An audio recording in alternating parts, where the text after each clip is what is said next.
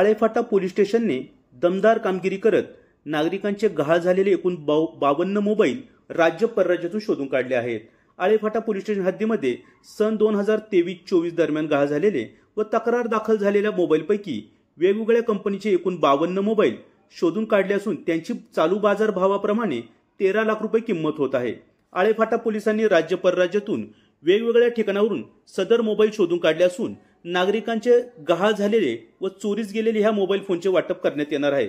मात्र यासाठी ज्या नागरिकांचे हे मोबाईल फोन आहे त्यांनी मोबाईलचे बिल दाखवून लवकरात लवकर घेऊन जावे असे आवाहन आळेफाटा पोलीस स्टेशनचे पोलीस निरीक्षक सतीश होडगर यांनी केले आहे।